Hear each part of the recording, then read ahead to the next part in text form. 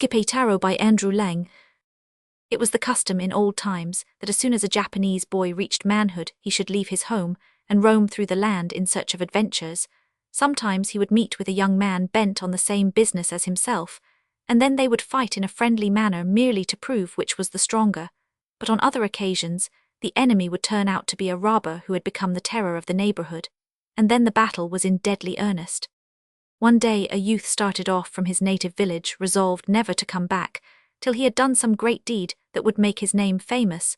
But adventures did not seem very plentiful just then, and he wandered about for a long time without meeting either with fierce giants or distressed damsels. At last he saw in the distance a wild mountain half covered with a dense forest, and thinking that this promised well, at once took the road that led to it.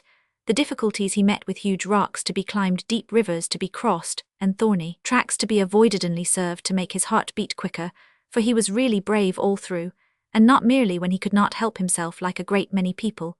But in spite of all his efforts, he could not find his way out of the forest, and he began to think he should have to pass the night there. Once more he strained his eyes to see if there was no place in which he could take shelter, and this time he caught sight of a small chapel in a little clearing.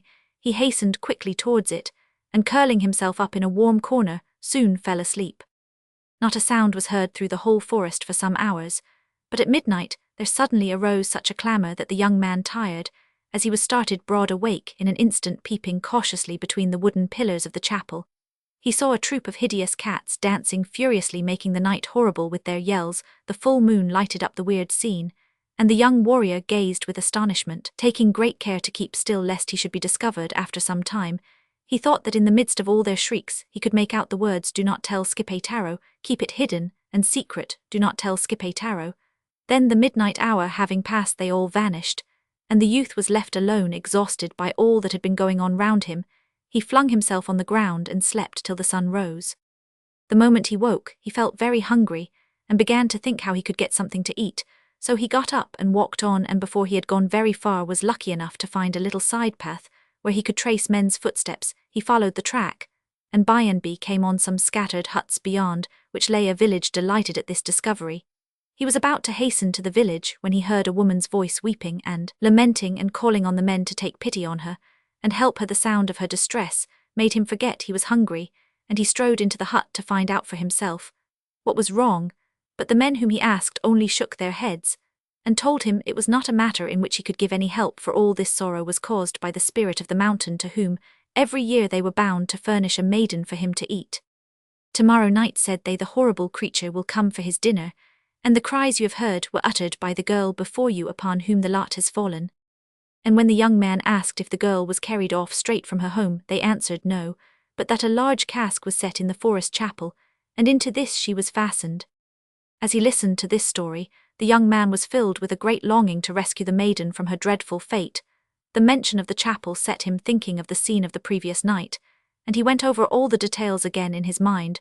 "Who is Schippeitaro?" he suddenly asked. "Can any of you tell me?" "Schippeitaro is the great dog that belongs to the overseer of our prince," said they, "and he lives not far away." And they began to laugh at the question, which seemed to them so odd and useless.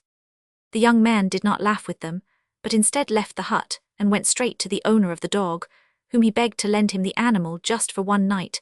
Schippeitaro's master was not at all willing to give him in charge to a man of whom he knew nothing, but in the end he consented, and the youth led the dog away, promising faithfully to return him next day to his master. He next hurried to the hut where the maiden lived, and entreated her parents to shut her up safely in a closet, after which he took Schippeitaro to the cask, and fastened him into it in the evening. He knew that the cask would be placed in the chapel, so he hid himself there and waited. At midnight, when the full moon appeared above the top of the mountain, the cats again filled the chapel and shrieked and yelled and danced as before, but this time they had in their midst a huge black cat, who seemed to be their king, and whom the young man guessed to be the spirit of the mountain. The monster looked eagerly about him, and his eyes sparkled with joy. When he saw the cask, he bounded high into the air with delight and uttered cries of pleasure. Then he drew near and undid the bolts. But instead of fastening his teeth in the neck of a beautiful maiden, Schippeitaro's teeth were fastened in him, and the youth ran up and cut off his head with his sword.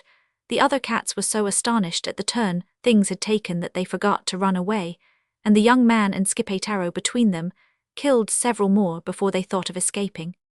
At sunrise the brave dog was taken back to his master, and from that time the mountain girls were safe, and every year a feast was held in memory of the young warrior and the dog Schippeitaro. Japanese marchen.